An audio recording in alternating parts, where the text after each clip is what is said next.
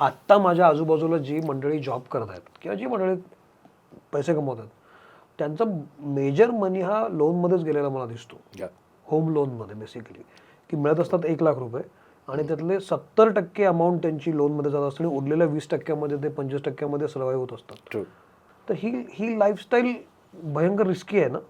खूपच रिस्की आहे, खूपच रिस्की आहे ना. एका इन्कमवरती तुम्ही जगताय, एका स्किलवरती बाय द वे जगताय. आणि तुम्हाला माहिती आहे हल्लीच्या जगामध्ये स्किल इंडस्ट्री पटापट चेंज होत आहेत. हां, ए आय प्रॉब्लेम नाही आहे. प्रॉब्लेम आहे की लोकांचा लेझीनेस आणि कॅज्युअलनेस प्रॉब्लेम आहे. हो, definitely 100%. Towards what? Towards their character, towards their health, towards their career, right. त्यामुळे काय होतं की लोक फायनान्शियल मॅनेजमेंटला तितकासा वेळ देत नाही आहेत, तितकासा इम्पॉर्टन्स देत नाही आहेत.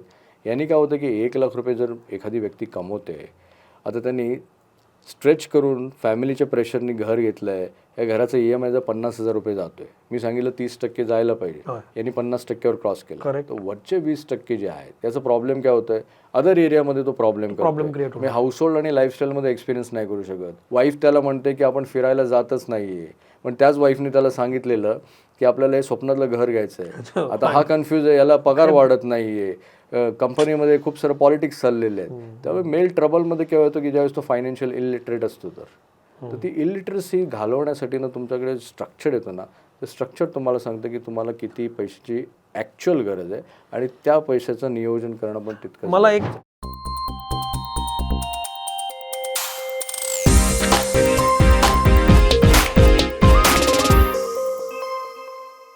नमस्कार, मी सौमित्र पोटे, मित्रमणेमध्ये तुम्हा सगळ्यांचं स्वागत. आज अतिशय महत्त्वाचा विषय घेऊन मी आलेलो आहे. विषय आहे अर्थाचा, अर्थात मनीचा, अर्थात पैशाचा. आपण मिळवायला लागलो पैसे की आपल्याला घरोघरी असं म्हटलं जातं की तू प्लॅनिंग कर, पुढं आपल्याला पैसे मिळत राहिले पाहिजेत, पुढं पेन्शन नाही आपल्याकडे, आपली नोकरी सरकारी नाही आहे, त्यामुळं पुढं रिटायरमेंट नंतर पैसे मिळत राहिले पाहिजेत वगैरे वगैरे. यासाठी लागतं फायनान्शियल प्लॅनिंग. फायनान्शियल प्लॅनिंग काय असतं, कसं करायला पाहिजे किंवा हा शब्द मला माहिती असतो, पण त्याची सुरुवात कुठून होते, त्याचं बीज कुठं रोवलं गेलं पाहिजे, नक्की इन्व्हेस्टमेंट कुठं करायची असते, छोट्या छोट्या गोष्टी मला कधी कळत नसतात आणि त्या जेव्हा कळायला लागतात तेव्हा खूप उशीर झालेला असतो. ते होऊ नये म्हणून आज एक एक्सपर्ट आपल्याकडे आलेले आहेत. नितीन घाटगेजी, मी तुमचं मनपूर्वक स्वागत करतो. ते फायनान्शियल एक्सपर्ट आहेत, वेल्थ एक्सपर्ट आहेत आणि हिरण्य वेल्थ ॲडवायझरी ना चे ते संचालक सुद्धा आहेत. जवळपास 15 वर्षापेक्षा जास्त काळ ते आपले सल्ले देत आहेत लोकांना आणि लोकांचं जगणं सुकर करतात. त्यांचं म्हणणं काय आहे हे आज आपण जाणून घेणार आहोत. व्यक्तिशः मला यात जास्त इंटरेस्ट आहे, कारण मी आजूबाजूला असे लोक बघतो की खूप खूप पैसे मिळत असतात, पण त्या पैशाचं करायचं काय हे बऱ्याचदा कळत नाही आणि मग आपण इतर गोष्टींवर पैसे खर्च करू लागतो आणि नंतर पैशाचा प्रॉब्लेम होऊन बसतो. तर म्हणून हा एपिसोड आज महत्त्वाचा आहे. तुम्ही आवर्जून मित्रमंडळमध्ये आलात याबद्दल तुमचं स्वागत. आणि आलात याबद्दल नेत्रा फूड्सतर्फे ही एक छोटीशी भेट. इन्स्टंट फूड आहे, नॉन प्रिझर्वेटिव्ह आहे आणि महाराष्ट्रीय फूड आहे. याच्यामध्ये हे एका वाफेवर तयार होतं, त्यामुळे जरूर ट्राय करा. मी ट्राय केलं नक्कीच. आणि अश्मन पेबल्स तर्फे हा एक छोटा दिवा, हँड पेंटेड दिवा आहे तो. Thank you so much. तो हँड पेंटेड असल्यामुळं असा दिवा दुसरीकडे कुठं नाहीये, तो फक्त तुमच्याकडे. जड पण वाटतोय फार तो, कारण पेबल आहे त्याच्यामध्ये. तर अश्मन आणि नेत्रा हे प्रॉडक्ट्स तुम्हाला हवे असतील तर तुम्ही डिस्क्रिप्शन बॉक्समध्ये जाऊ शकता. आत्ता स्क्रीनवर आपण त्याचे डिटेल्स दिले सुद्धा होते, तर तुम्ही ऑर्डर करू शकता. सुरुवात करूया. शुअर. नितीनजी, अतिशय महत्त्वाचा विषय आहे हा फायनान्शियल प्लॅनिंग आणि त्याबद्दल बऱ्याच मिथ्स पण आहेत, समज आहेत, गैरसमज आहेत. बरोबर. तर त्यात सगळे दूर होतील अशी अपेक्षा आहे. पहिला प्रश्न हा आहे, फायनान्शियल प्लॅनिंग म्हणजे काय एक, आणि ते नेमकं कधीपासून सुरू करायला पाहिजे मी? First of all Saumitra, thank you so much. तुम्ही तुमच्या या चॅनलवरती या विषयावरती बोलण्यासाठी आम्हाला इन्व्हाइट केलं, मनापासून आभार मानतो. पहिला प्रश्न तुमचा, फायनान्शियल प्लॅनिंग म्हणजे नक्की काय? तो फायनान्शियल प्लॅनिंग म्हणजे प्रत्येक व्यक्ती त्याच्या आयुष्यामध्ये जर बघितली तर युनिव्हर्सिटीची डिग्री घेतल्यानंतर पैसे कमवायला लागते नोकरीच्या मार्फत किंवा बिझनेसच्या मार्फत. बरोबर. तो कमवलेल्या पैशाला योग्य पद्धतीने कुठे खर्च करायचं, किती प्रमाणामध्ये खर्च करायचं, त्यानंतर उरलेल्या सेविंगचं इन्व्हेस्टमेंट कुठे करायचं त्याआधी प्रत्येकाचे फायनान्शियल गोल्स ऑब्जेक्टिव्ह कसे सेट करायचं आणि त्यानंतर risk management, diversification, asset allocation, insurance planning या सर्व गोष्टींना एकत्र एका पेपरवरती आणण्याच्या स्ट्रक्चरला फायनान्शियल प्लॅनिंग म्हणतात. ओके, बर. तो फायनान्शियल प्लॅनिंग जितकं तुम्हाला लवकरात लवकर अवेअरनेस होईल की मला ही सुरुवात करणं गरजेची आहे. वयाची काही मर्यादा नाही. कधी सुरुवात करायचं तर तुमचा पहिला पगार आला तरी देखील करू शकता. तुमचं वयाची 30 ओलांडली तरी देखील करू शकता. 40मध्ये करू शकता, 45मध्ये करू शकता, 50मध्ये करू शकता, 60मध्ये पण करू शकता, 70मध्ये पण करू शकता. फायनान्शियल प्लॅनिंग तुम्हाला जितक्या लवकर अवेअरनेस येईल तितक्या लवकर करणं फार गरजेचं. आता तुम्ही बोलता बोलता एक विषय कळलात की फायनान्शियल गोल्स तुमचे काय आहेत, ते पण त्याच्यावर पण डिपेंड करतं. येस, हे गोल्स काय असतात? फायनान्शियल गोल्स असतात? डेफिनेटली असतात. प्रत्येक व्यक्तीच्या आयुष्यामध्ये ना कोणत्या ना कोणत्या पद्धतीचे आर्थिक ध्येय असतात. पण आर्थिक ध्येय म्हणजे मला आयुष्यात एवढ्या पगाराची नोकरी मिळाली पाहिजे असं ध्येय म्हणताय, की मला हे आयुष्यात 2 घरं झाली पाहिजेत असं ध्येय म्हणताय? कसं असतं ते? पैसे कमवणं हा एक वेगळा पार्ट आहे. आपण सुरुवात करूया मनी अवेअरनेस पासून. तो मनी अवेअरनेस काय, एक पहिली गोष्ट येते की मेकिंग मनी, म्हणजे यामध्ये तुमच्या स्किलवरती, एक्सपिरियन्सवरती, डिग्रीजवरती तुम्ही पैसे कमवायला लागता. राईट, जसं तुम्ही प्रोफेशनली पॉडकास्ट घेता तर तुमच्या स्किलवरती तुम्ही तुमच्या पॉडकास्ट घेण्याच्या स्किलवरती तुम्हाला बऱ्याच ठिकाणाहून एंगेजमेंट आणि कमर्शियल मिळतात आणि त्यानंतर तुम्ही पैसे कमवतात. तो making money it's a different part. त्यानंतर येतं सेव्हिंग मनी. सेव्हिंग मनी म्हणजे कमवलेल्या पैशामधले किती टक्के तुम्ही सेव्ह करता. त्यानंतर तिसरा अवेअरनेस येतो सेव्हिंग मनी नंतर managing and protecting money. Save केलेल्या पैशाला तुम्ही कशा पद्धतीने मॅनेज करता, कशा पद्धतीने प्रोटेक्ट करता. चौथी गोष्ट येते ती महत्त्वाची आहे, प्रिझर्वेशन ऑफ मनी. म्हणजे जे आता तुम्ही बिल्ड केलेलं आहे ते तुमच्यापासून कोणी चोरून नाही घेऊन जायला पाहिजे, त्यासाठी तुम्हाला प्रिझर्वेशन करावं लागतं. आणि 5वं मनी अवेअरनेस आहे enjoying your or else experiencing your money. या 5 गोष्टी फार महत्त्वाच्या पण आता या 5 गोष्टी मला समजल्यात थेरॉटिकली. मला या उदाहरणासकट सांगा की एखाद्या व्यक्तीला एक एक्स अमाऊंट पगार आहे, तो कसा कसा वापरेल, कसं कसं करायला पाहिजे, या 4 टप्प्यांमध्ये सगळं सांगू शकाल? डेफिनेटली सांगू शकतो. से फॉर एक्झाम्पल एखादी व्यक्ती 40 वर्षाची आहे, कॉर्पोरेट एक्झिक्युटिव्ह आहे, सॉफ्टवेअर इंजिनियर आहे, त्या व्यक्तीला 2 लाख रुपये महिन्याला पगार मिळतो. ओके, तो हा झाला पैसे कमवण्याचा त्याचा एक्सपिरियन्स सोर्स. ठीक आहे, ती ॲक्शन झाली. त्यानंतर तो सेव्ह किती करणार डिपेंड करतं की त्याच्यावरती फायनान्शियल रिस्पॉन्सिबिलिटी किती आहेत. म्हणजे त्याचं लग्न झालं आहे, त्याला 2 मुलं आहेत, 2 मुलं त्याची चांगल्या शाळेमध्ये जात आहेत, त्याच्यावरती त्याचे आई वडील पेरेंट्स डिपेंड आहेत. त्यांचं आजारपण आलं तर आजारपणासाठी मेडिकल एक्सपिरियन्स येऊ शकतो किंवा हॉस्पिटलायझेशनसाठी, सर्जरीसाठी कॉस्ट येऊ शकते. तर या झाल्या मनी रिस्पॉन्सिबिलिटी. तर प्रत्येक व्यक्तीच्या काही मनी रिस्पॉन्सिबिलिटी आहेत, या आधी अंडरस्टँड करू. थोडक्यात मला तो पैसा कधीही खर्च करायला लागू शकतो, माझी ती तयारी असायला पाहिजे. केव्हाही लागू शकतो, बट मेक शुअर की तुम्हाला तुमची रिस्पॉन्सिबिलिटी माहिती पाहिजेत.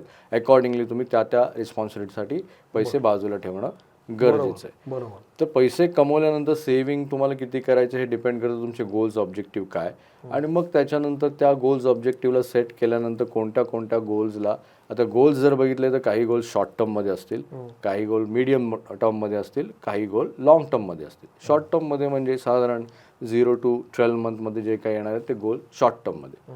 मीडियम टर्म म्हणाल तर साधारण 2 वर्षापासून 3 वर्षापर्यंत, 4 वर्षापर्यंत मीडियम टर्म. आणि मग त्याच्यानंतर मग लॉंग टर्म आणि मग व्हेरी लॉंग टर्म, पण ही कॅटेगरी ती 10 वर्षानंतरचे तुमचे गोल. तर तुम्हाला आराखडा बनवायचा की तुमचे कोणते फायनान्शियल गोल्स प्रायोरिटीमध्ये, जे शॉर्ट टर्ममध्ये आहेत, मीडियम टर्म, जसं घर घ्यायचं आहे, गाडी घ्यायचं आहे, मुलांचं एज्युकेशन आहे, दर वर्षाला शाळेची फी द्यायची आहे. हल्लीच्या काळामध्ये फीस पण फार कॉस्टली झालेल्या आहेत. तर दर वर्षाला तुमचा तो शॉर्ट टर्म गोल आला फीससाठी.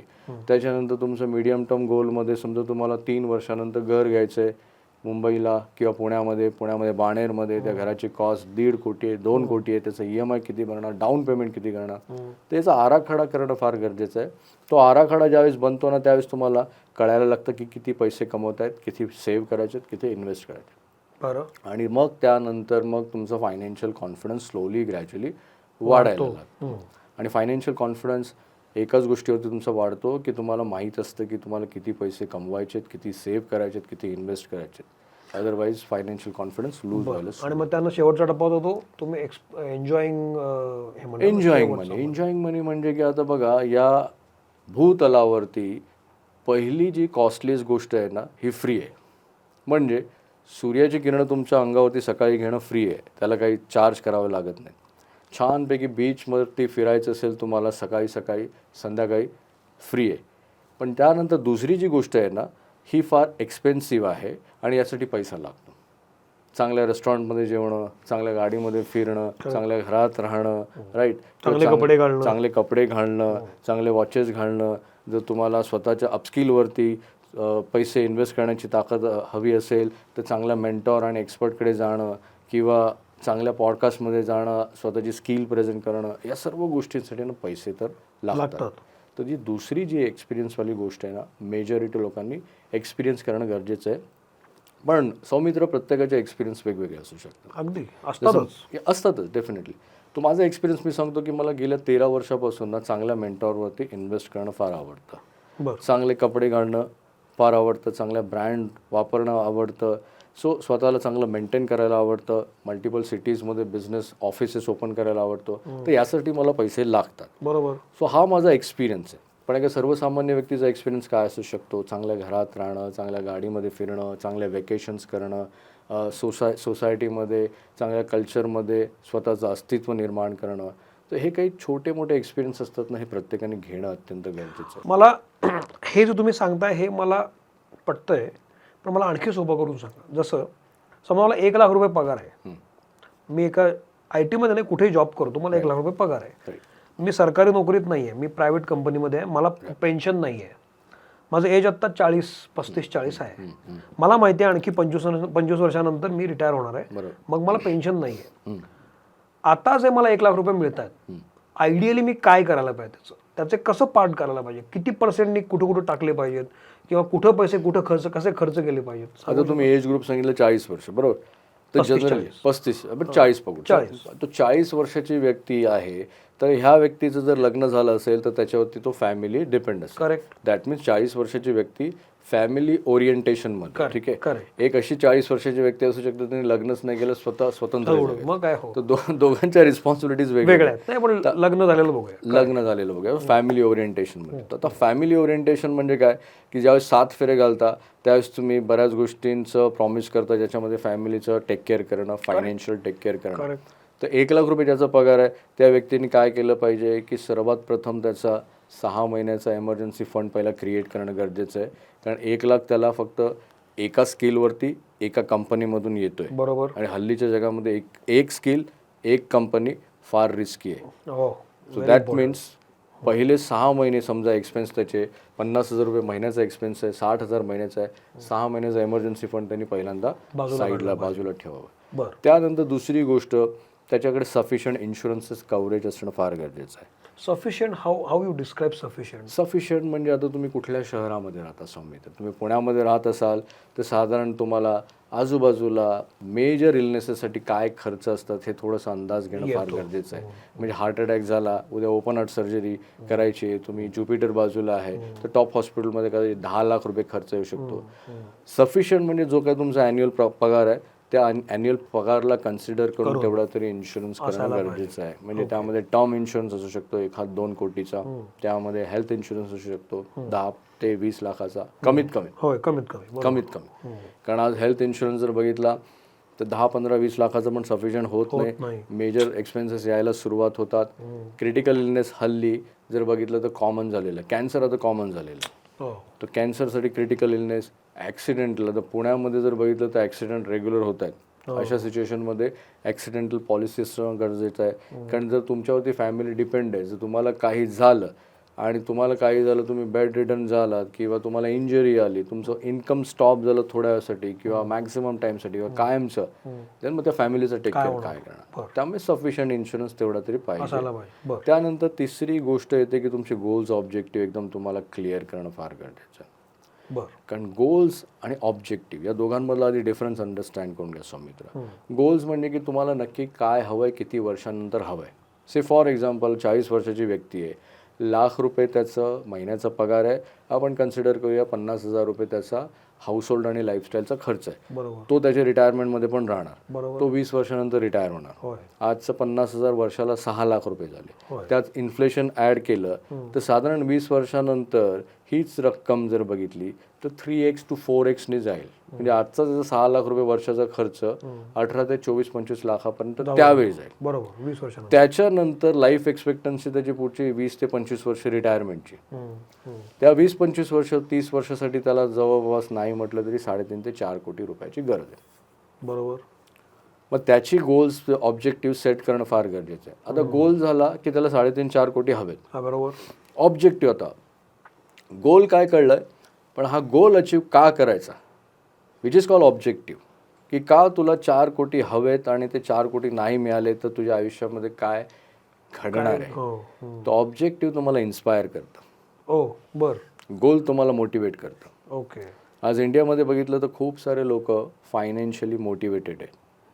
But very few people are there those are financially inspire.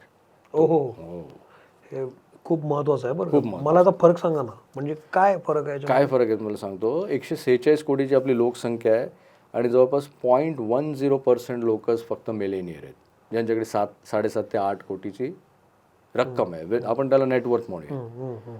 याचा अर्थ काय होतो, इंडिया जर बघितलं तर हायली क्वालिफाईड आहे. म्हणजे एशियन कंट्रीमध्ये इंडिया आणि श्रीलंकामध्ये जास्त शिकलेले लोक आहेत, पण या दोन्ही कंट्रीमध्ये जास्तीत जास्त लोक फायनान्शियल स्ट्रगल करत आहेत. दॅट मीन्स फायनान्शियल लिटरसी कुठेतरी वीक आहे. महत्वाच्या मुद्द्यावर आला तुम्ही. त्यामुळे ऑब्जेक्टिव्ह तुम्हाला ना इन्स्पायर करतं की जर 20 वर्षानंतर मी हे 4-5 कोटी अचीव्ह नाही केले तर माझे डिपेंडेंट तितके केपेबल नाहीत मला सांभाळण्यासाठी. बरोबर. आणि जर ते केपेबल नाही तर पुढचे 20-25-30 वर्ष मला कोणावर तरी डिपेंडेंट राहावं लागेल. Correct. I tell you Soumitra, 95% लोक आज भारतामध्ये 40 वर्षाचे आहेत ना, नेक्स्ट 20 इयर्समध्ये कोणावर तरी डिपेंड राहतील. एक तर त्यांच्या फॅमिलीवरती, एक तर त्यांच्या गव्हर्नमेंटवरती, एक तर त्यांच्या कल्चरवरती. That's it. This is the reality. Heart first accept करणं हे फार गरजेचं आहे. एक साधा प्रश्न विचारतो मी की बरोबर तुम्ही मला हे सांगितलं की रिटायरमेंट नंतर जी 20-25 वर्षाची माझी आहेत त्यामध्ये मला 3-4 कोटी रुपये पाहिजेत. राईट. आता ऑब्जेक्टिव्ह ठरवायला पाहिजेत. तर हे ऑब्जेक्टिव्ह काय असायला पाहिजेत?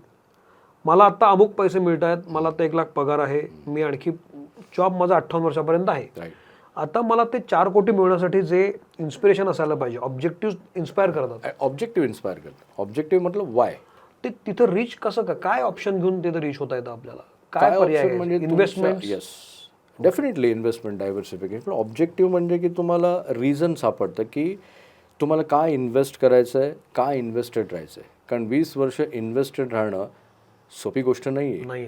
आज भारताचा रिसर्च काढला तर जवळपास मॅक्सिमम लोक 97% लोक 3.5-4 वर्षाच्या पेक्षा जास्त स्टॉक मार्केटमध्ये इन्व्हेस्टेड नाही. आणि भारतीय लोकांचं नाव खराब काय झालेलं आहे इन्व्हेस्टमेंटमध्ये, भारतीय लोक ओकेजनली इन्व्हेस्ट करतात. म्हणजे ओकेजनली म्हणजे ज्यावेळेस स्टॉक मार्केटमध्ये ट्रेंड असतो त्यावेळेस सगळेजण इन्व्हेस्ट करतात, स्टॉक मार्केट स्टॉप होतं त्यावेळेस इन्व्हेस्टमेंट स्टॉप होतं, त्याला ओकेजनली. आमच्याकडे केस स्टडीज आहेत की आम्ही 15 वर्षापासून प्रॅक्टिस करतोय. 15 वर्षामध्ये ज्यांनी स्ट्रक्चर्ड प्लॅनिंग केलं आहे, स्ट्रक्चर्ड प्लॅनिंग मार्फत त्यांनी इन्व्हेस्टमेंट केलं आहे, डायव्हर्सिफिकेशन केलं आहे. सौमित्र, नोकरी करून पण 1.5-2 लाख रुपये अर्न करणाऱ्या व्यक्तीचं पण 15 वर्षामध्ये कॅन यू इमॅजिन 8 ते 12 कोटीपर्यंत नेटवर्क झालेलं आहे. तर ऑब्जेक्टिव्ह क्लिअर असेल ना तर तुम्ही फार क्लिअर राहतात, आजूबाजूला काय चाललं आहे याचं तुम्हाला भान नसतं. आता मी तुम्हाला एक डिफरन्स सांगतो. एका सर्वसामान्य व्यक्तीचं विचार करण्याची जी सरणी असते ना, ही कन्व्हेन्शनल थिंकिंग असते. What is the meaning of conventional thinking? की 99% लोक काय करतात सराउंडिंगना हे मी ऑब्झर्व करणार आणि ते जे काय करतात ना हे विदाऊट विचार करून मी त्यांना फॉलो करणार. करेक्ट. राईट. अशी मानसिकता असेल ना तर तुम्ही गॅरंटेड 99% लोकांना जे रिझल्ट येतात ना तेच तुम्हाला रिझल्ट येणार. तुम्हाला मानसिकता 1% लोकांची करायची आहे की तुम्हाला ऑब्जेक्टिव्ह सेट करायचे, गोल सेट करायचे, देन मग डायव्हर्सिफिकेशन कुठल्या ॲसेट क्लासमध्ये तुम्हाला इन्व्हेस्ट करायचं आहे हे तुमच्या पेपरवरती आलं पाहिजे. देन त्याला रिव्ह्यू करायचं त्याला. That's it. पण ते मला कोण शिकवत नाही ना. करिक्युलममध्ये स्कूल एज्युकेशनमध्ये हा टॉपिकच नाही आहे. करेक्ट. आणि तो येणार पण नाही आहे. त्याचं रिझन हे आहे की स्कूल एज्युकेशन सिस्टीममध्ये हा टॉपिक का नाही आणत, कारण त्यांची ही इच्छा आहे की मॅक्सिमम लोक डिपेंडंट राहायला पाहिजे स्कूल सिस्टमवरती, गव्हर्नमेंटवरती, आणि डिपेंडन्सी वाढली पाहिजे. आणि म्हणून हा टॉपिक तिथे करिक्युलममध्ये येणार. असं तुम्हाला वाटतं ठामपणे की म्हणूनच असं येत नाही? 100%. हे आज आमच्याकडे डॉक्टरपासून, इंजिनियरपासून, सायंटिस्टपासून असे वेगवेगळे क्लायंट आहेत. रिसेंटली आमच्याकडे केस आलेली, हे सांगलीतले चांगले डॉक्टर आहेत नावाजलेले, यांच्याकडे जवळपास 70 कोटीचं नेटवर्थ आहे. 70 कोटीमधलं नेटवर्थमधलं 99% नेटवर्थ त्यांचं एका ॲसेट क्लासमध्ये त्यांनी केलेलं आहे, जस्ट बिकॉज ऑफ त्यांच्या चार्टर्ड अकाउंटंटनी सांगितलेलं आहे. बरोबर. राईट. तर लोकांचं एक मिथ झालं आहे की मी डॉक्टर आहे तर मी खूप चांगल्या पद्धतीने मॅनेज करू शकतो. सो मनी अवेअरनेस काय सांगतो, मी तुम्हाला सुरुवातीला सांगितलं की मेकिंग मनी तुम्ही एक्सपर्ट असाल, तुम्ही 1 कोटी रुपये दर महिन्याला कमवायला एक्सपर्ट आहात. करेक्ट. पण डिपेंड करतं की तुमच्याकडे नेटवर्थ किती क्रिएट केलेलं आहे. मग एक असतो अकॅडमिक कोशंट, ज्याच्यामध्ये तुमच्या शाळेमध्ये ना प्रगती पुस्तक मिळतं 6 सब्जेक्टमध्ये तुम्हाला किती पासिंग आहे. ट्रू.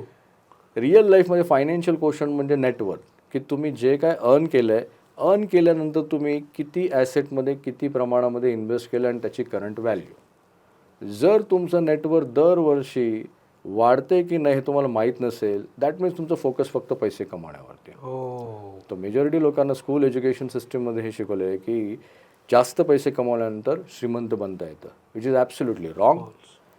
जास्त पैसे जे काही कमवताय, जे कशा पद्धतीने स्ट्रक्चर करताय ना, त्या स्ट्रक्चरवरती तुम्ही वेल्थ करता, त्या स्ट्रक्चरवरती तुम्ही श्रीमंत बनता. This is the reality. Right. So structure फार महत्त्वाचं आहे, कारण स्ट्रक्चर नसेल तर मोठ्या मोठ्या इमारती कशा बन. मेजॉरिटी लोक विदाऊट स्ट्रक्चर आज इन्व्हेस्टमेंट करतायत. पण आता मगाचा जो माझा प्रश्न होता की 1 लाख रुपये पगाराचा जो माणूस आहे, त्याला तुम्ही सांगितलं की इन्व्हेस्टमेंट पाहिजे, त्याला ऑब्जेक्टिव्ह पाहिजे आणि 3 ते 4 कोटी लागणार. ते पाहता आपण जे सुरुवातीचे 4 पॉईंट सांगितले, त्यामध्ये 1 लाख पगार असलेल्या माणसानं स्वतःवर किती खर्च केला पाहिजे, असं काय तुम्ही म्हणू शकता की एवढी अमाऊंट तुम्ही फक्त मजा म्हणून खर्च करा, बाकी सगळे अमाऊंट तुम्ही इन्व्हेस्टमेंट म्हणून टाकली पाहिजे किंवा. सोबत तर कसं आहे माहिती आहे का, प्रत्येक व्यक्तीला प्लॅनिंगची गरज आहे. ठीक आहे. तर थंब रूल जर बघितले तर थंब रूलमध्ये 30% तुमच्या 1 लाखामधून हाऊस होल्ड एक्सपेन्समध्ये जायला पाहिजे, विच इज अराउंड 30,000. राईट. त्याच्यानंतर एक साधारण तुमचे 20% तुमच्या लाईफस्टाईलमध्ये गेले पाहिजे, विच इज अराउंड 20,000. ठीक आहे. त्याच्यानंतर तुमच्या डिपेंडंट एक्सपेन्सला वगैरे चेक करा, तुमचं इन्शुरन्स प्रीमियमला चेक करा, तिथे एक साधारण 8-10% कन्सिडर करू. त्यानंतर तुमचे लोन्स आहेत, लायबिलिटी, त्याच्या 30% वरती जायला नाही पाहिजे लोन्स अँड लायबिलिटीज. तर 30% क्रॉस केलं आहे याचा अर्थ काय, तुम्ही वाजवीपेक्षा जास्त लोन्स घेतलेले. ठीक आहे. आता तुम्ही म्हणाल की पण हल्ली पुण्यामध्ये बाणेरमध्ये इथे एवढं स्वस्त घर नाही म्हणत, तर दुसरा अर्थ होतोय की तुम्ही 1 लाख कमवताय ते कमी कमवताय वयाच्या 40 वर्षी. तुम्ही ज्या शहरामध्ये राहताय तिथे सफिशियंट पैसे नाही कमवताय. त्यामुळे थंब रूल प्रत्येकालाच. पण मग मला सांगा, म्हणजे 2 प्रश्न माझ्या मनात आहेत. एक, तुम्ही मगाशी अगदी महत्त्वाचा मुद्दा मांडलात की लिटरसी नाही आहे आपल्याकडे. बरोबर. फायनान्शियल लिटरसी नाही आहे. ती का नाही आहे आणि ती कशा पद्धतीने येईल, हा पहिला प्रश्न. आणि दुसरा प्रश्न, फायनान्शियल प्लॅनिंगसाठी मला काही सुचवू सल्ले द्याल का, की 4-5 पॉईंट्स टिप्स सांगाल का, की कुठून सुरुवात करायची, काय करायला पाहिजे मी. कुठून येईल तर बघा, स्कूल एज्युकेशन सिस्टीममधून कॉर्पोरेटमधून येणार नाही हे नक्की आहे. आता तुम्ही आम्हाला संधी दिली त्यामुळे आम्ही प्रयत्न करतोय की मॅक्झिमम लोकांपर्यंत ठीक आहे. कारण हा अवेअरनेसचा भाग आहे, कारण जितका अवेअरनेस वाढेल तितकं ते वाढेल. पण येस, डेफिनेटली ती हळूहळू आता वाढते. नेक्स्ट 10-15 इयर्समध्ये इंडियामध्ये स्टोरी डिफरंट होईल. लोकांना फायनान्शियल अवेअरनेस यायला सुरुवात होईल. तुम्हाला समजा शिक्षण मंत्री केलं देशाचे, तर फायनान्शियल लिटरसी येण्यासाठी शाळेत कुठले धडे इन्कॉर्पोरेट कराल तुम्ही. फायनान्शियल शिक्षण मंत्री मला किंवा कॉलेजमध्ये कुठले धडे कराल की हे मुद्दे आले पाहिजे शिक्षणामध्ये. कॉन्ट्रोवर्सीचा विषय आहे की जर मला शिक्षण मंत्री जर केलं ना, तर करिक्युलममध्ये माझा टॉपिक नाही, कारण शिक्षण मंत्र्याला पण ऑलरेडी वरतून करिक्युलम वेगळ्या व्यक्तीने दिले, सोडून द्या.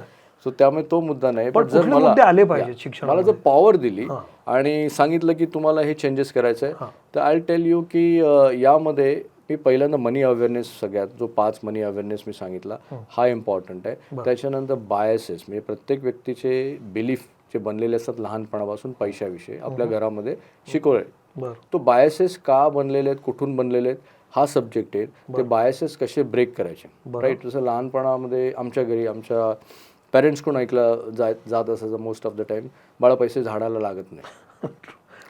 सेकंड थिंग, पैसे कमवायला फार कष्ट करावे लागतात. राईट. सरळ मार्गाने पैसे कमवायचे असतील तर नोकरी करायची असते. तो हे बायसेस, त्याने काय होतं की प्रोग्रामिंग हार्ड होते आणि इतकं हार्ड होतं की नंतर ते चेंज होत नाही. जर पैसे झाडाला लागत नाही, देन आज तुम्ही बघा ना, प्रत्येक शहरामध्ये एक बँक आहे, त्याचे मल्टिपल ब्रँचेस असतात. दॅट मीन्स पैसे झाडाला लागतात. अगेन एक लिव्हरेजच्या कॉन्सेप्टवरती मी फार सब्जेक्ट आणीन तो, की लिव्हरेज काय असतं. लिव्हरेज म्हणजे की तुम्ही एखाद्या एक्सपर्टचं लिव्हरेज कसं घ्यायचं, तुमच्याजवळ असलेलं नॉलेजचं लिव्हरेज कसं द्यायचं, कॅपिटलचं लिव्हरेज कसं घ्यायचं, तो हा एक टॉपिक आणीन बायसेस नंतर. त्यानंतर मग आपण बेसिकली जाऊ फायनान्शियल मॅनेजमेंट, त्याच्यामध्ये सेव्हिंग किती असलं पाहिजे, गोल्स, ऑब्जेक्टिव्ह, त्याच्यानंतर मग तुमचे गोल्स ऑब्जेक्टिव्ह सेट केल्यानंतर रिस्क मॅनेजमेंट. हा रिस्क मॅनेजमेंट हा फार टॉपिक महत्त्वाचा आहे. का टॉपिक महत्त्वाचा आहे मी थोडं एक कंपॅरिझन सांगतो, की अमेरिका 34 कोटीची लोकसंख्या, भारत 146 कोटीची लोकसंख्या. तुम्हाला माहिती आहे अमेरिकेचं पर कॅपिटा इन्कम किती आहे? पर कॅपिटा इन्कम त्यांचं $99,000 अमेरिकन डॉलर आहे. म्हणजे जवळपास किती होतं? 74-75 लाख रुपये पर कॅपिटा इन्कम. म्हणजे त्या देशाची लोकसंख्या आणि त्या देशातला प्रत्येक नागरिक ॲव्हरेज किती कमवतो. तर ॲव्हरेज त्या देशामध्ये एक व्यक्ती 74 लाख रुपये भारतीय चलनाप्रमाणे कमवतात. भारताची 146 कोटीची लोकसंख्या, पर कॅपिटा इन्कम $2,833 आहे. तुम्ही गुगल करा, तुम्हाला कळून जाईल. 2,833 म्हणजे झाले किती? 1 लाख. म्हणजे 74 पटीने आपल्यापेक्षा ते प्रोडक्टिव्ह निघालेले. इवन तुम्ही ॲपलला घ्या. ॲपल एकमेव कंपनी ज्याचे 60,000 एम्प्लॉई आहेत आणि त्यांचा रिव्हेन्यू भारताच्या GDP एवढा आहे, रादर दॅन त्याच्यापेक्षा जास्त आहे. दॅट मीन्स यावरती एक गोष्ट मी सांगेन की रिस्क मॅनेजमेंट कुठेतरी वीक आहे. आपण काय करतो माहिती आहे का? आपण फुल्लिश रिस्क घेतो, रिस्कला अंडरस्टँड नाही करत आणि ब्लाइंडली आपण रिस्क घेऊन आपले पैसे गमवतो. तो रिस्क मॅनेजमेंट हा एक टॉपिक आहे. खूप महत्त्वाचा मुद्दा आहे रिस्क. फुल्लिश रिस्कमध्ये काय काय येतं? फुल्लिश रिस्क म्हणजे यांनी घेतली, त्यांनी घेतली, त्यांनी घेतली. कॅश मार्केटमध्ये सगळे करतात, क्रिप्टोमध्ये सगळेजण करत आहेत. आता मी बघतोय त्याला एक्सपिरियन्स आला, याला एक्सपिरियन्स आला आणि मी पण त्यांच्यासोबत ट्रेंडमध्ये जातोय. आणि आता काय होतं, मी नेमकं ट्रेंडमध्ये गेल्यानंतर मार्केट क्रॅश झालं, ब्लाइंडली माझे पैसे ब्लाइंडली स्पेक्युलेट केले. स्पेक्युलेट म्हणजे की माझ्या पैशावरती सट्टा लावला. स्पेक्युलेशन डिफरंट पार्ट आहे सौमित्र, इन्व्हेस्टमेंट डिफरंट पार्ट आहे. तर बरेचसे लोक भारतामध्ये स्पेक्युलेट करतात. You can say 99%. तर स्पेक्युलेशन जे करतात ती फुल्लिश रिस्क आहे. काही न अंडरस्टँड करता आज मी इथे इन्व्हेस्ट केलेलं आहे, माझं किती % या ॲसेट क्लासमध्ये इन्व्हेस्ट करायला पाहिजे, किती % त्या ॲसेट क्लासमध्ये, दॅट मीन्स फुल्लिश रिस्क. दुसऱ्याचं बघून मी घेतलेला निर्णय. राईट.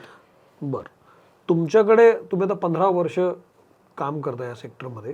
तुमच्याकडच्या काही केस स्टडीज मला सांगा ना, की ॲक्च्युली तुमच्याकडे तो कस्टमर किंवा तो आला तेव्हा काय होतं आणि मग तुम्ही त्याला काय सांगितल्यावर काय झालं त्याचं पुढे? माझ्याकडे 2 केस स्टडी आहेत, 2 प्रकारच्या. बरं. एक चांगली आणि एक वाईट. ठीक आहे. तर एक केस स्टडी मी सुरुवात करतो की माझ्याकडे एक प्लॅनिंगसाठी व्यक्ती आलेली 2019मध्ये. ठीक आहे. एका चांगल्या MNC कंपनीमध्ये ती सॉफ्टवेअर इंजिनियर होती आणि हजबंड आणि वाईफ दोघंजण पैसे चांगले अर्न करत होते. 2019मध्ये त्यांचा पगार जवळपास 3 ते 3.25 लाख रुपये दोघांचा मिळून. दोघांचा मिळून महिन्याचा होता. त्यांनी आमचं कन्सल्टेशन घेतलं. कन्सल्टेशन घेतल्यानंतर त्यांनी ही गोष्ट डिसाईड केली की प्लॅनिंग त्यांना आता करायचं नाही. कारण त्याचं मी सांगतो, कारण त्यांनी खूप हेवीली होम लोनचं EMI परत होता, गाडीचं लोन चाललेलं आणि त्याच्याकडे काही सरप्लस उरत नव्हता. ज्यावेळेस आमचं कन्सल्टेशन झालं त्या दरम्यान जर बघितलं तर हार्डली ती व्यक्ती त्याच्या उत्पन्नाच्या 3% पण इन्व्हेस्ट महिन्याला करत नव्हते. अरे बापरे. ती व्यक्ती त्याच्या उत्पन्नाच्या 57% ती EMI मध्ये जात होती. त्याच्याजवळ कोणत्याच पद्धतीचं स्ट्रक्चर नव्हतं. ती व्यक्ती फक्त जे करंट इन्कम मिळतं ना त्या इन्कमवरती त्याचं लाईफस्टाईल जगत होती. आता या व्यक्तीला आम्ही सांगितलं की तुम्हाला प्लॅनिंग करणं फार गरजेचं आहे.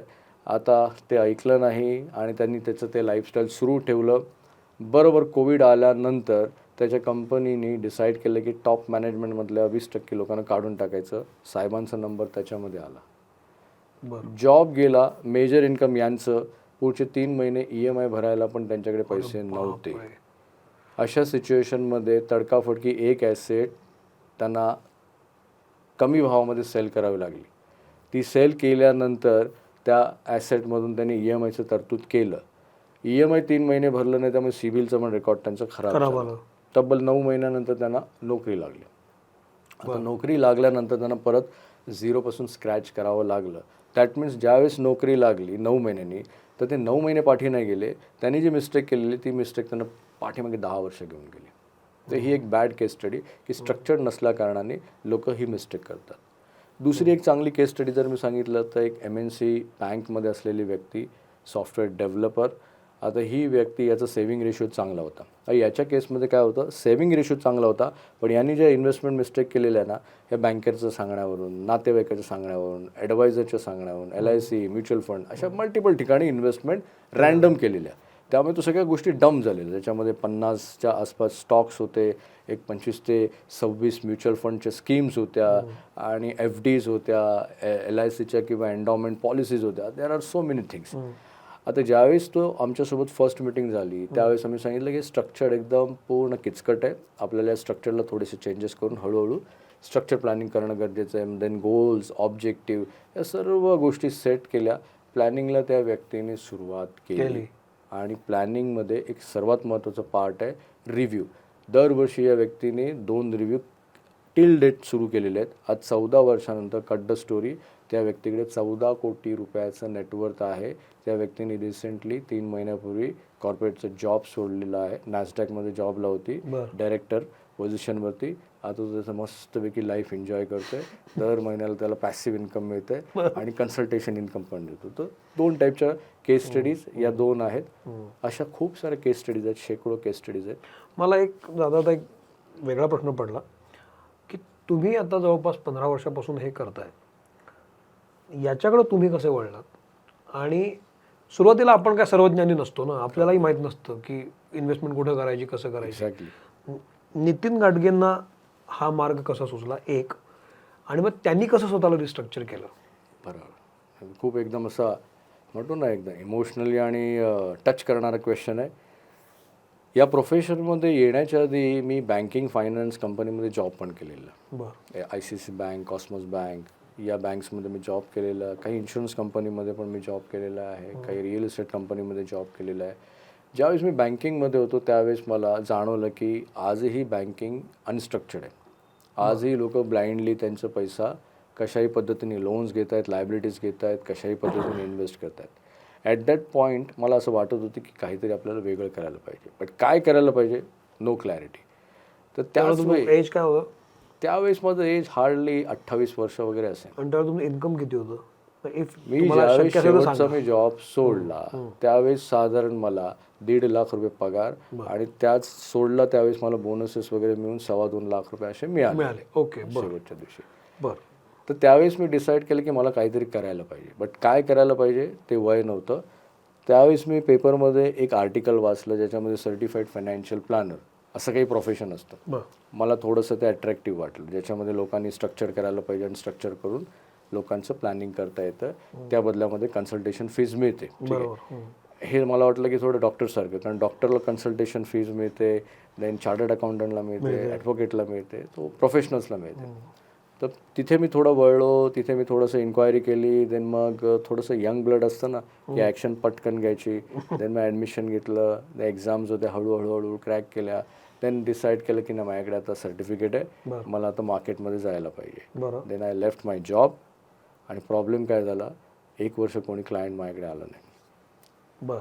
देन क्लॅरिटी आली की आपल्याला काहीतरी अजून करायला पाहिजे. देन मग मेंटॉरमध्ये इन्व्हेस्ट, काय चुकतंय आपण ते बघायला पाहिजे. मग टेक्निकल नॉलेज, फंडामेंटल नॉलेज या सर्व गोष्टींना एकत्रित करून जर्नी तिथे सुरुवात झाली.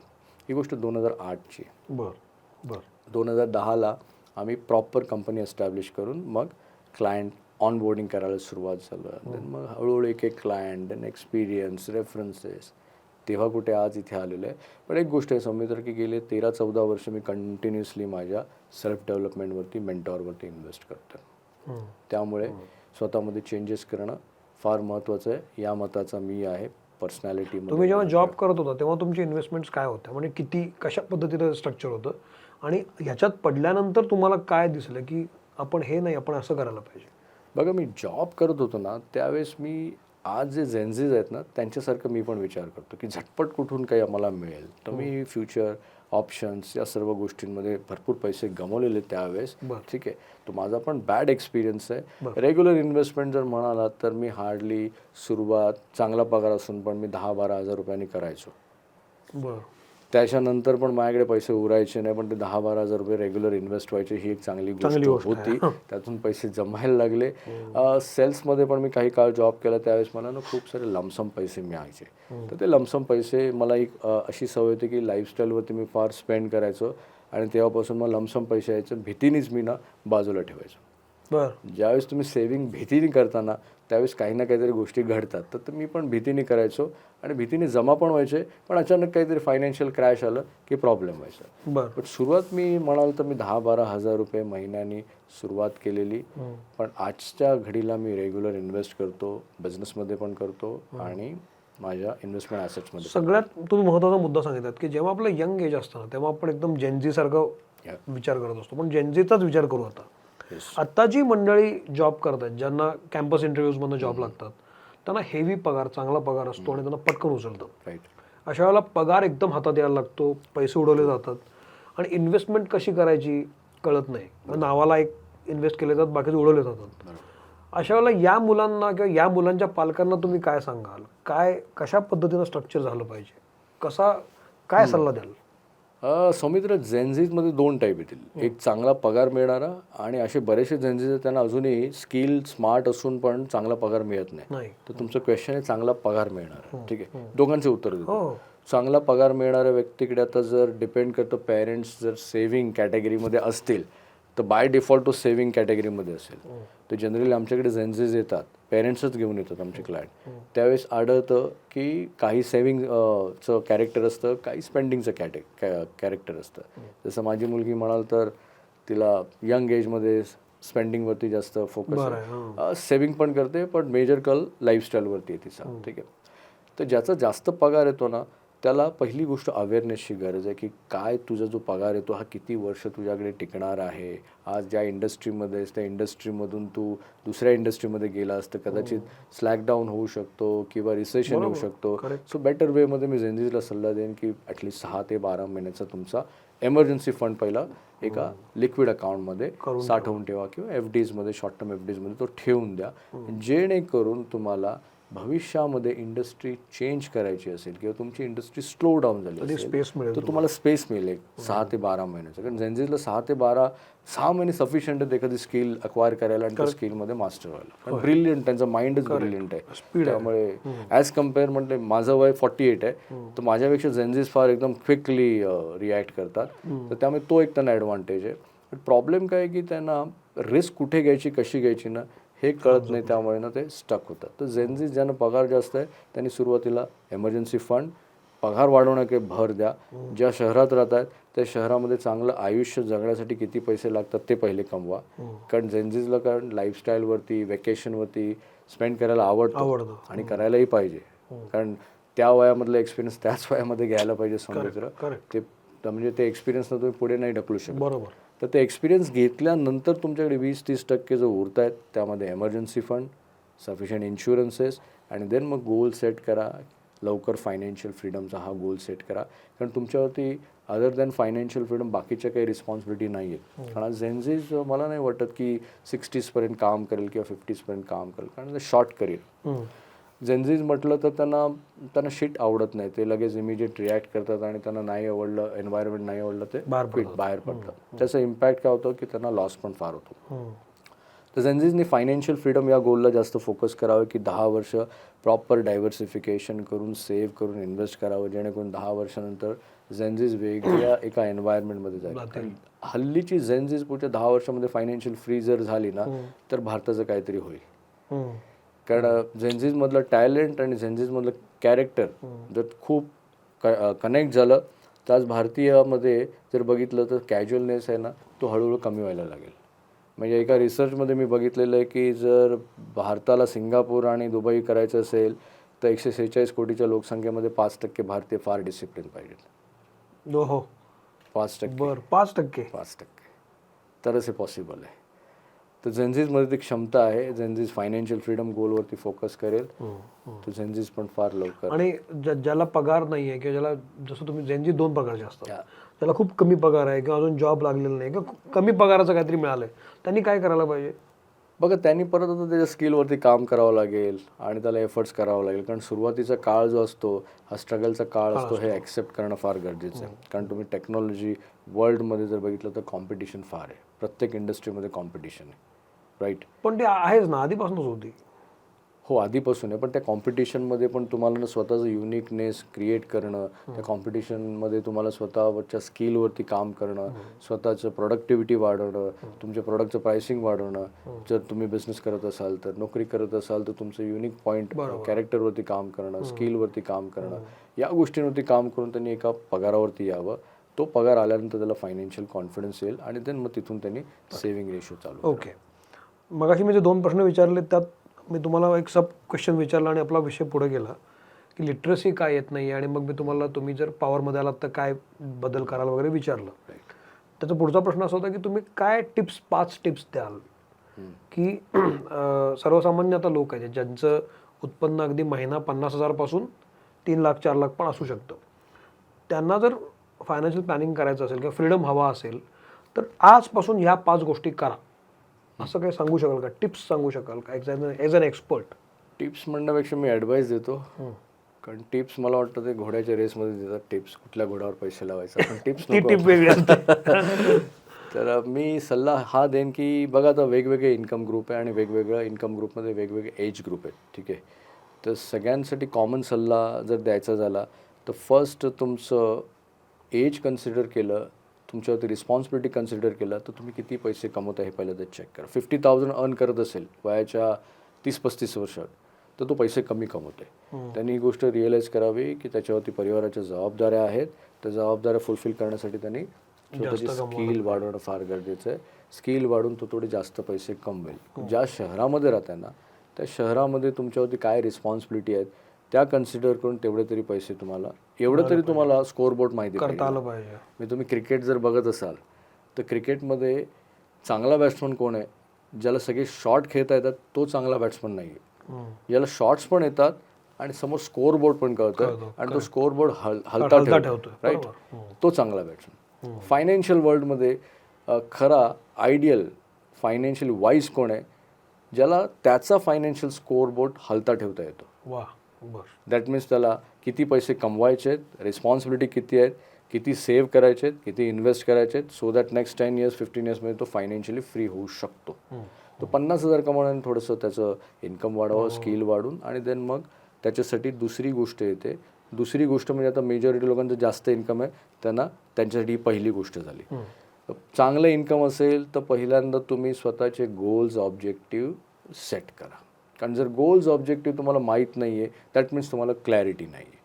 क्लॅरिटी नसेल तर प्रॉब्लेम काय होईल, तुमच्यामध्ये कन्सिस्टन्सी नाही राहणार, डिसिप्लिन नाही राहणार, कमिटमेंट नाही राहणार, राईट, तुम्ही फोकस नाही राहणार. म्हणजे 4ही गुण सगळ्यांमध्ये असताना, 4 गुण म्हणजे कॅरेक्टरचा एक भाग आहे, राईट ना. हेल्थवरती काम करायला पाहिजे हे सगळ्यांना माहिती आहे इकडे, बट क्लॅरिटी नाही म्हणून सगळेजण रेग्युलर नाही करत, राईट. तो क्लॅरिटी तुम्हाला काय करेल, पॉवर देईल. तर गोल्स ऑब्जेक्टिव्ह तुमचे सेट असतील, 2 ते 3 तुमचे मेजर गोल्स जे तुमचे प्ले टू विन गोल आहेत, ज्यांना तुम्ही सोडू नाही शकत. जस्ट लाईक रिटायरमेंट, मुलं डिपेंड असतील तर मुलांचं शिक्षण, एमर्जन्सी, हे 3 तर गोल तुम्हाला फोकस ठेवायचे. स्कोअरबोर्ड तुम्हाला माहिती पाहिजे. समटाईम काय होईल माहिती आहे का, तुम्ही पाठीमागे येणार, बरोबर. समटाईम काय होईल की तुम्ही पुढे जाणार, बरोबर. समटाईम काय होणार, तुम्ही स्टक होणार. बट क्लॅरिटी असेल तर तुम्हाला मोबिलिटी मिळते. पण मग तुमच्याकडे जे क्लायंट्स येतात त्यांना तुम्ही अशा पद्धतीची गायडन्स देता? ॲब्सोल्युट. Clarity, first clarity. म्हणजे लेट्स से तुम्ही माझ्याकडे आलात आणि मी तुमचं एज कन्सिडर केलं, तुम्ही कॉर्पोरेट एक्झिक्युटिव्ह आहे, 40 वर्ष आहेत, तुम्ही मला म्हणताय की 15 वर्षांनी मला फायनान्शियल फ्री व्हायचं आहे, मला कंटाळा आला कॉर्पोरेट जॉबमधून. मी म्हणेन की का 15 वर्षांनी फायनान्शियल फ्री व्हायचं आहे, तो 50 रिझन आम्हाला फाइंड आउट करावे लागतील. नाही, मी नाही देणार तुम्हाला शोधून, मी तुम्हाला हेल्प करेन. कारण तुमच्या फायनान्शियल लाईफमध्ये तुम्हाला काय हवं आहे, काय पेन आहे हे कळेल.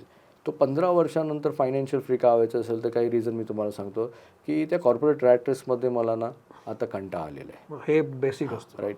तर पॉलिटिक्स जास्त आहे, ठीक आहे. मला फिजिकल स्ट्रेंथसाठी मला वेळ नाही देता येत, मेंटली मी एक्झॉस्ट आहे, इमोशनली एक्झॉस्ट आहे, राईट. माझ्या कॅरेक्टरवरती काम नाही करता येत. 15 वर्षानंतर मी ज्यावेळेस रिटायर होईन त्यावेळेस मला कोणी बघायला नाही आहे, माझे आई वडील समजा जर बघितलं तर ते आज माझ्यावरती फायनान्शियल डिपेंड आहेत. मी केपेबल आहे, पण मला वाटत नाही की 15 वर्षानंतर माझी मुलं केपेबल असतील. तर you should find your reason. प्रत्येकाचं रिझन वेगवेगळं असू शकतो. तर आम्ही काय करतो, हेल्प करतो 15 वर्षानंतर, तुला 20 वर्षानंतर, 5 वर्षानंतर ही स्पेसिफिक गोष्ट का हवी. पण रिझन जितकं क्लिअर होईल ना तितकं ऑब्जेक्टिव्ह तुमचे क्लिअर व्हायला सुरुवात होईल. राईट. तर गोल्स ऑब्जेक्टिव्ह नंतर मग तुम्हाला तिसरी गोष्ट महत्त्वाची आहे, which is sufficient emergency fund.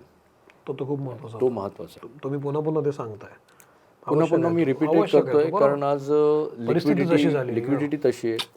तुम्ही एका शहरामध्ये, एका इंडस्ट्री, एका कंपनीमध्ये, एका पगारावरती चारही गोष्टी जुळत असतील, दॅट मीन्स तुम्ही रिस्कवरती बसलेले.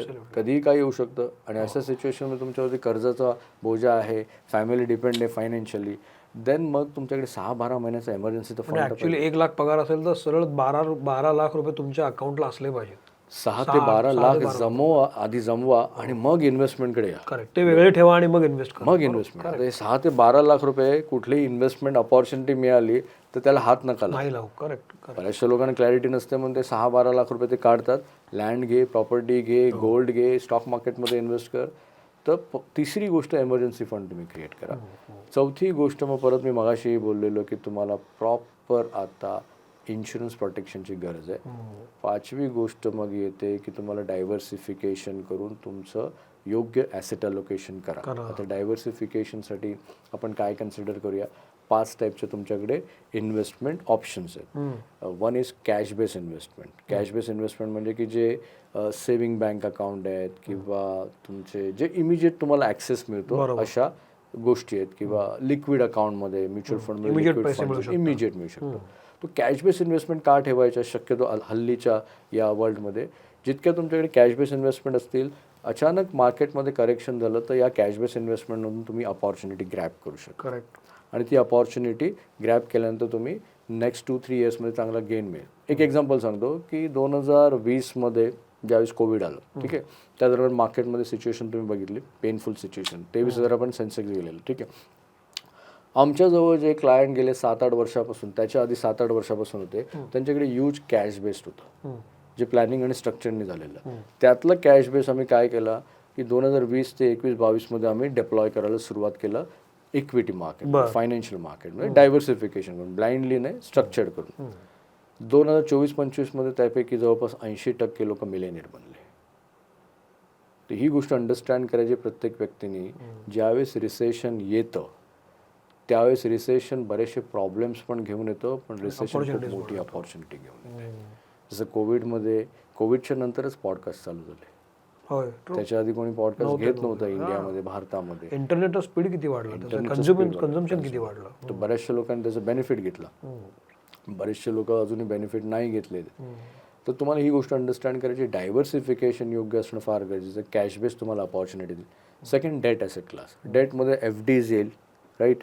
ट्रेडिशनल इन्व्हेस्टमेंट्स येतील जे तुम्हाला फिक्स्ड इन्कम म्हणून कन्सिडर करता येतील, ज्याच्यावरती तुम्हाला ऑन एन ॲव्हरेज 7 to 8% पर ॲनमचा ROI मिळेल. आता डेट बेस्ड इन्व्हेस्टमेंट पण का गरजेचं आहे की त्यातून तुम्हाला फिक्स्ड इन्कम यायला सुरुवात होतो, अशा पण ठिकाणून इन्कम येणं गरजेचं आहे. थर्ड पार्ट येतो इक्विटी. इक्विटीमध्ये मग डायरेक्ट स्टॉक पोर्टफोलिओ, त्याच्यानंतर manage fund portfolio. Manage fund पोर्टफोलिओला हल्ली एक नाव आहे, कॉमन नाव, म्युच्युअल फंड, ठीक आहे. तर म्युच्युअल फंडमध्ये मग इंडेक्स तुम्हाला ऑप्शन आहे, निफ्टी 50 आहे, ETF ऑप्शन आहे. देन गोल्डमध्ये पण तुम्ही म्युच्युअल फंड थ्रू इन्व्हेस्ट करू शकता. इंटरनॅशनल पण तुम्ही जिओग्राफिकल ॲलोकेशन देऊ शकता. Third thing equity. नंतर मग फोर्थ थिंग, चौथी गोष्ट येते, which is called real estate. आता रिअल इस्टेटमध्ये काय येईल, रेसिडेन्शियल येईल, कमर्शियल येईल, industrial, office space, right, or else REIT येऊ शकतो. तर यामध्ये पण तुम्हाला डिफरंट एक्सपर्टचा सल्ला घेऊन तुमचा ॲलोकेशन करणं गरजेचं आहे. देन मग लास्ट आपण एक कमोडिटी बघितलं तर गोल्ड आपण त्याला कन्सिडर करू. भारतामध्ये आपण इन्व्हेस्ट करतो. तर हे 5 इन्व्हेस्टमेंट टाईप तुमच्या गोल्स ऑब्जेक्टिव्हला इन्क्लाइन करून जर तुम्ही केलं तर तुम्ही रिस्क तुमची कमी करता. डायव्हर्सिफिकेशन का करायचं माहिती आहे का, तुम्ही तुमची रिस्क मिनिमाइज करता. आता वर्ल्डमधले 1% वेल्दी लोक आहेत, हे मी नाही सांगत, डेलाइट आणि फिडिलिटी जे वर्ल्डमधले 89% बिलियनियर ट्रिलियनियर लोकांचे पैसे मॅनेज करतात ना, यांचे रिसर्च आहेत की ते लोकांना रिस्क त्यांची मिनिमाइज करतात. रिस्क मिनिमाइज करून ते वेल्थ क्रिएट करतात. नॉर्मल लोक काय फुलिश रिस्क घेतात आणि त्यांची वेल्थ डिस्ट्रॉय करतात. तर डायव्हर्सिफिकेशन फार इम्पॉर्टंट आहे आणि त्या डायव्हर्सिफिकेशनमध्ये तुम्हाला रिबॅलन्सिंग ही एक स्ट्रॅटेजी. बर. रिबॅलन्सिंग म्हणजे की जे ओरिजिनल तुमचं डायव्हर्सिफिकेशन तुम्ही सेट केलं, ज्यावेळेस तुम्ही स्ट्रक्चर केलं आहे, आता समजा 60% तुम्ही फायनान्शियल मार्केटमध्ये इन्व्हेस्ट केलं आहे, नेक्स्ट 1 इयरमध्ये मार्केटने चांगलं मोमेंटम दिलं तर तुमचे 60% जे आहेत हे 70% झाले. आता तुम्ही रिव्ह्यू केल्यावरती काय करायचं आहे, ओरिजिनल तुमचं ॲलोकेशन 60% सांगताय, आता ते 70%, 10% परत तुम्ही ओरिजिनल ॲसेट ॲलोकेशन सेट करायचं. तो रिबॅलन्सिंग स्ट्रॅटेजीला मॉडर्न पोर्टफोलिओ थेअरी म्हणतात. थोडं गुगल करा, आज स्मार्ट लोक आहेत, ते सगळं शक्य. मॉडर्न पोर्टफोलिओ थेअरी ही नोबेल प्राइज विनिंग थेअरी आहे. तर 5 गोष्टी महत्त्वाच्या जर केलं ना तर आय टेल यू सौमित्र, 1,00,000-1,50,000 रुपये महिन्याला कमवणारी व्यक्ती पण 10 वर्षामध्ये 7-8 कोटीपर्यंत पोहोचू शकते. आमचा हा 15 वर्षाचा प्रॅक्टिसचा आणि माझा 17 वर्षाचा प्रॅक्टिसचा एक्सपिरियन्स आहे. वा. जाता जाता आता बऱ्याच गोष्टी कव्हर झालेल्या आहेत, पण मला असं वाटतं की एक महत्त्वाची गोष्ट म्हणजे हे जे पैसे कमवणारे लोक असतात, ज्यांना हे माहीत असतं की आता पुढं आपल्याला काय करायचं आहे, हे विजनरी लोक असतात, त्याचं प्रमाण खूप कमी आहे आपल्याकडे. तर अशा लोकांचा माइंडसेट काय असतो मुळात, म्हणजे थिंकिंग प्रोसेस काय असते, किंवा कशा पद्धतीने विचार करत असतात ते त्यांच्या प्रायोरिटीज खूप कमी करतात का, किंवा मटेरियलिस्टिक लाईफमध्ये खर्च करणं कमी करतात का, त्यांना इन्व्हेस्टमेंट्स जास्त करायचे असतात का, असं काही एक स्टेट ऑफ माइंड असतं का त्यांचं की जे आपण त्यांच्याकडनं घ्यायला पाहिजे? डेफिनेटली असतं आणि आपल्याला घ्यायला लागेल ना त्या गोष्टी, राईट ना. 99% लोकांचे रिझल्ट जर तुम्हाला नको हवे असतील तर 1% लोकांच्या रिझल्टमध्ये त्यांचं कॅरेक्टर काय आहे हे तुम्हाला घेणं फार गरजेचं आहे. 4 महत्त्वाच्या गोष्टी मी सांगतो आणि याच्यावरती रिसर्च झालेला. फिडिलिटीचे मला वाटतं चेअरपर्सन संजीव रामचंद्रन यांनी त्यांच्या फिडिलिटीतल्या 1200 मिलेनियर लोकांचं इंटरव्ह्यू घेतलेलं. तर त्या 1200 मिलेनियर लोकांच्या मध्ये ना 4 कॉमन गोष्टी आढळल्या. पहिली कॉमन गोष्ट होती की त्या 1200 लोकांपैकी मेजॉरिटी लोकांनी केलेली, ते बिझनेस प्रॉफिटवरती खूप जास्त फोकस करतात. त्यांचा स्वतःचा बिझनेस असतो आणि त्या प्रॉफिटवरती त्यांचा फोकस असतो, हायली फोकस्ड असतं. सेकंड आहे बिझनेस प्रॉफिट शेअरिंगवरती ते फोकस करतात. म्हणजे आता त्यांचा बिझनेस नाही आहे तर दुसऱ्याच्या बिझनेसमध्ये ते लोक चांगली व्हॅल्यू क्रिएट करून त्यामधून प्रॉफिट शेअरिंग मिळेल की नाही यावरती फोकस करतो. हा कॅरेक्टरचा भाग आहे, हा गुणधर्माचा भाग आहे. प्रत्येकाचे गुणधर्म असतात ना, जसं सेल्फ डिसिप्लिन हा कॅरेक्टरचा भाग आहे, कमिटमेंट, डिसिप्लिन, राईट, लेझीनेस, हे सगळे कॅरेक्टरचे भाग आहेत. तो हा कॅरेक्टरचे भाग. थर्ड थिंग आहे की स्टॉक ऑप्शन. ठीक आहे, स्टॉक ऑप्शन म्हणजे की तुम्ही अशा कंपनीमध्ये जॉब करता की जिकडे तुमची कंपनी तुम्हाला ई-शॉप मार्फत स्टॉक्स देते आणि तुम्ही मिलेनियर बनता. तर आमच्याकडे एक क्लायंट आहे, रिसेंटली आला आहे, Bangalore based company. Bangalore based नाही, बँगलोरला आहे कंपनी, US बेस्ड आहे. तर त्या कंपनीने जवळपास त्याला वयाच्या 34व्या वर्षी 3.5 कोटी रुपयाचे ई-शॉप दिलेले. काय सांगताय? आणि ते ई-शॉप एवढे रॅपिडली वाढत आहेत ना, तर ते वाढण्याच्या आनंदापेक्षा त्याला फिअर यायला चालू झालेलं आहे की याचं राईट ॲसेट अलोकेशन करायचं आणि मेजर त्याचा सगळा पैसा त्या ई-शॉपमध्ये. तर रिसेंटली आम्ही त्याचं प्लॅनिंग केलं. तर स्टॉक ऑप्शन, सेकंड थिंग, सगळ्यांनाच स्टॉक ऑप्शन नाही मिळत. महत्त्वाची गोष्ट आहे की ते दुसऱ्याच्या बिझनेसमध्ये इन्व्हेस्ट करून इक्विटी बाय करण्याचा प्रयत्न करतात. त्यामार्फत पण ते स्टॉक ऑप्शनमध्ये येण्याचा प्रयत्न करतात की छोट्या बिझनेसेसमध्ये छोटे छोटे पैसे इन्व्हेस्ट करतात आणि स्टॉक ऑप्शन्स घेतात. फोर्थ थिंग त्यांच्यामध्ये कॅरेक्टर आहे capital appreciation on investment. That means structured planning करा, 20 वर्ष 20% तुमच्या पगाराचा इन्व्हेस्ट करा आणि मिलेनियर बना. या 4 गोष्टी ते लोक फॉलो करतात. आता जर या 4 पैकी एकही गोष्ट सौमित्र जर तुमच्याकडे किंवा ऑडियन्सकडे नसेल, कोणाकडे नसेल, I tell you guaranteed financial ट्रॅपमध्ये येणार, गॅरंटेड. कोणी वाचू नाही शकत. तुम्ही किती पण पैसे करा, कितीही कमवा. आम्ही कितीतरी केस स्टडीज बघितले, डॉक्टर्स करोडो रुपयामध्ये कमवत आहेत, महिन्याला 2-2, 3-3 कोटी रुपयाचं इन्कम आहे ना, गॅरंटेड फायनान्शियल ट्रॅपमध्ये. बिकॉज 4 पैकी एकही गोष्टीवरती फोकस नाही केलेला आहे.